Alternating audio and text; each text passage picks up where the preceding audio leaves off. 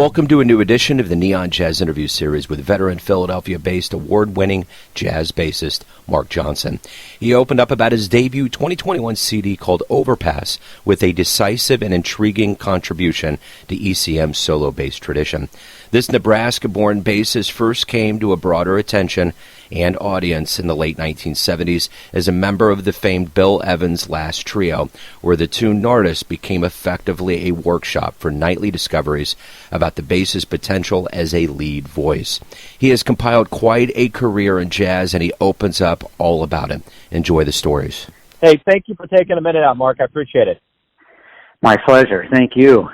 You bet. So let's talk about Overpass first and foremost, and it's coming out during this very strange time on planet Earth with this, this virus and everything that's been going on. How does it feel to have an album out now, kind of as the live music picks up, and just we haven't had a lot of communication with the fans because of this live music shutdown? Yeah, it's true. It has been a strange time. We all have to kind of pivot and do different things and do things differently. And to connect with the fans, it's just been kind of on hiatus, frankly, for me anyway. It's nice to have a project out, and we're in the media talking about it. And, we can be on social media and connect that way. And I think that's the best we can do right now. And I just hope everybody stays patient and vigilant and healthy. Stay safe. Without a doubt. So what are you hoping the fans, the audience gets from this latest release? How do you want them to feel about this music? Well, I don't know if I want them to feel anything. For me, it was a project that has been in the back of my mind to do sometime in my lifetime. Playing a string bass alone has certain problems, and to deliver a complete musical message, melody, harmony, and rhythm. And to do it with just four strings is an interesting task. And so if I want to say anything, I just hope people listen to it with an open mind and hear it for what it is, and, make their own determinations how it affects them.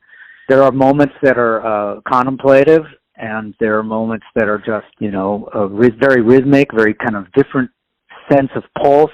So it's not all like beat music. There's pulse, but it's elliptical pulses happening sometimes. There's other times that are really obvious. The beat is very regular and very like you'd kind of standard type beat music. You could tap your toe to it. You can still tap your toe to the elliptical things, but you're going to find that the listener will find it they're tapping on 2 and 4 on one measure and 1 and 3 on the next measure. So it's like that. It's kind of interesting that way. So, during this time of quarantine and lockdown, it's been very self-reflective for everyone. We've all been in the same boat. How are you emerging stronger because of this? What did you experience over this that was either revelatory or self-reflective that's going to make you a stronger musician as you come out? Well, we all have to be patient, right? And we're so, at least my wife and I have been so motivated to be on the road and be doing things like that and very organized in our time and very, kind of compressed in a certain way. So in another way, our time, what we can do with our time is a different thing, it's uncompressed. So you have to, it's still organized, but it's like you just have longer distance when things are going to get done, So I don't know what to say about that. It's just keep the, it can be challenging. Sometimes we go up and down. I do anyway, emotionally, and our nervous systems are just more wired for a different kind of work mode. We have to be a little more self-disciplined and, keep the faith. You really have to be patient. So you have Midwestern roots with Nebraska, and I always think about musicians that are as esteemed as you, that have been around as long as you, and there's names like Bill Evans and Miles Davis that ruminate around your biography, and I want to know, we all have that flashpoint. We all have that gateway drug to get to jazz. What was yours? What made you say, this is cool, this is a life I want to live? It happened for me in at the university, you know, in those early years in Denton, Texas, and I knew I wanted to be a bass player, but I didn't know where it was going to go. Because I was studying pretty heavily in the classical arena. About midway through my 4 years at North Texas State University, I decided I wanted to go into jazz, and that was going to be my direction. But even then, you don't know how you're going to make a living. You just have this leap of faith that what you're doing is something you really love, and you follow that. It's kind of like that Joseph Campbell book about myths.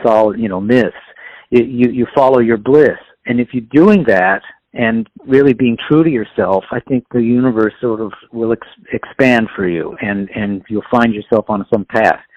I mean, I told Bill Evans this when I saw him. When I was with him, I said, you know, had I never even been able to play with him, I had never had that opportunity, I still would have chosen to go into a piano trio format of some kind or another in some city or another, or in some group or another. You know, that was a direction for me that got established really early there in my university days. I loved the piano trio format. I liked what was happening in the Bill Evans trio for the bass chair. I thought it was real expansive, you know, a different way of playing, and a very creative way of playing. So I wanted to go in that direction, and that's how life, you know, started for me in music, and that's my flashpoint, you know, the Bill Evans trio and that conception of playing. The malleability of who we are in our brains when we're younger is very profound, and probably at an early point in your career of hooking up with Bill Evans, probably pointed you in very defined directions throughout your career. What did you learn the most, not only as a musician, but as a person during that period, that has been so beneficial to you throughout all of these years of being a musician? You know, you still have to work at it, and no matter, you know, you think you arrived at a certain situation, you know, now I've arrived, and life's, you can't coast.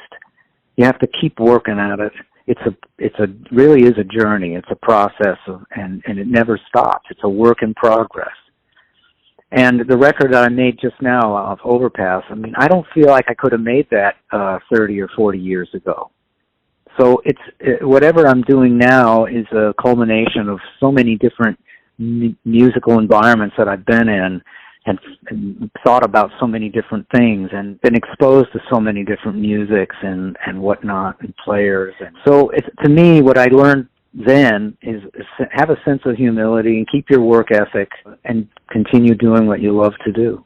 You know, another part of your life that's very topical is Lyle Mays, and he was amazing and did so many great things in the world of jazz. And again, what was it like to be around that aura, to be around that musicmanship? Well, Lyle was definitely a kick in the pants. When I was at school, when we were coming up together, I mean, he was a real force of nature, and such a gifted musician at an early age, writing incredible arrangements and really stretching the technical abilities, not only of me, but of everybody in the band, really writing for that big band. And he was, in a certain sense, you know, bringing whatever sensibilities that he had. He loved Stravinsky, and he also loved Frank Zappa and a lot of other music. So, you know, all that came to bear, and at that time I was still playing electric bass and as well as string bass. So I was pretty immersed in that world of Lyle was really imaginative and again, very colorful in his arranging, and he was also had a very high standard for performance himself, and he expected that of everyone around him. And so we came up to that bar. He was like a great captain of a football team or something, you know. Rally around me, boys! I got the ball. Let's go. And it was like that, and we all worked hard during those years. Yeah, sounds like a Patrick Mahomes.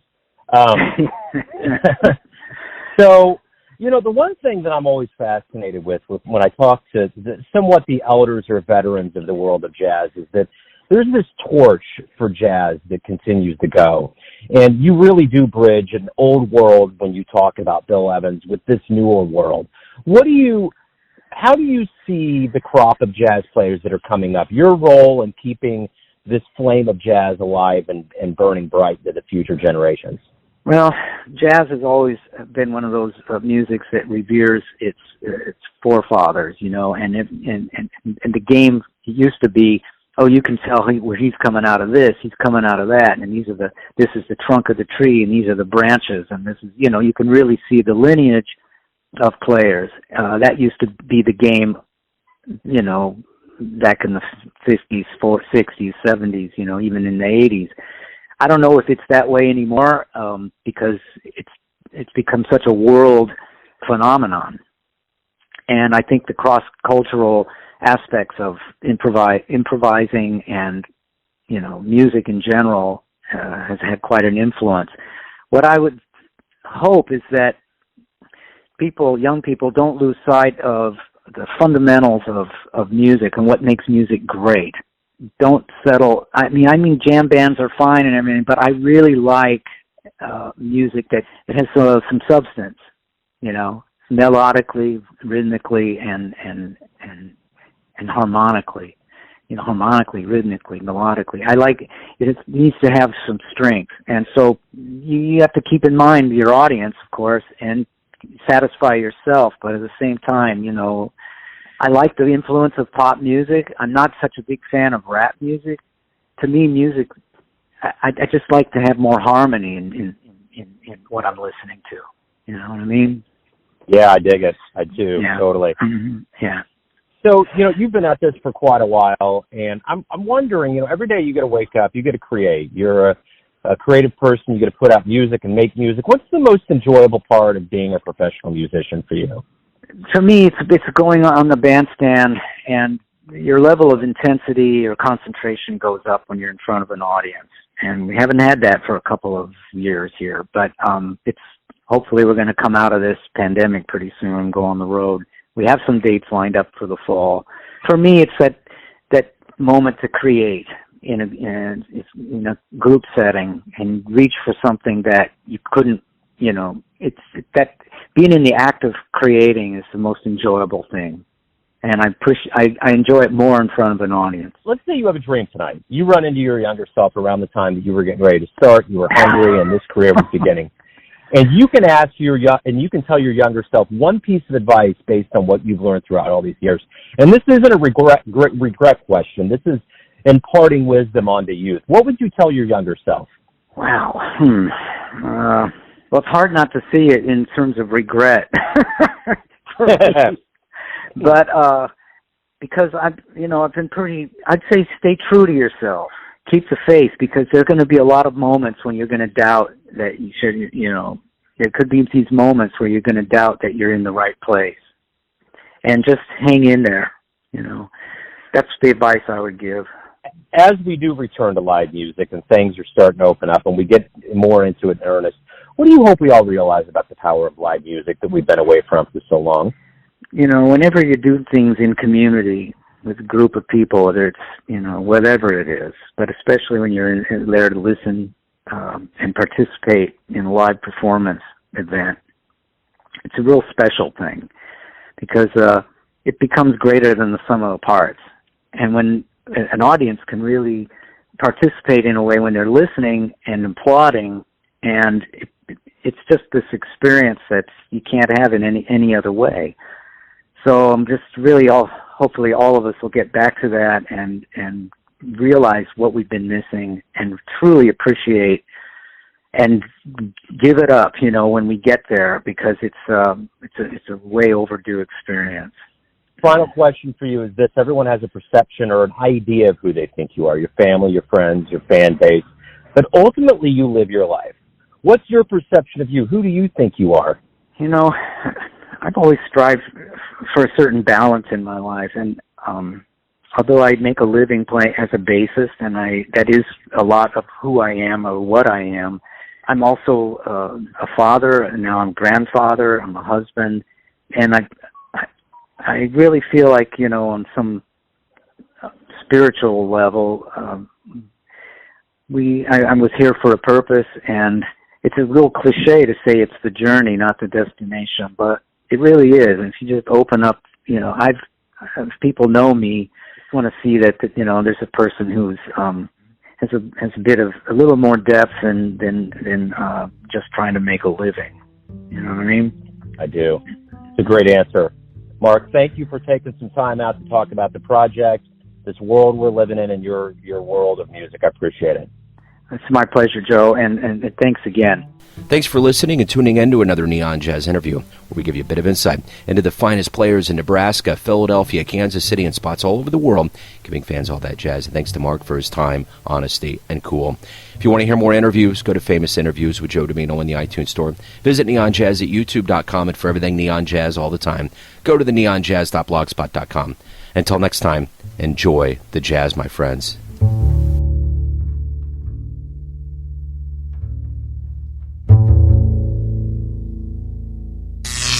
Neon Jazz.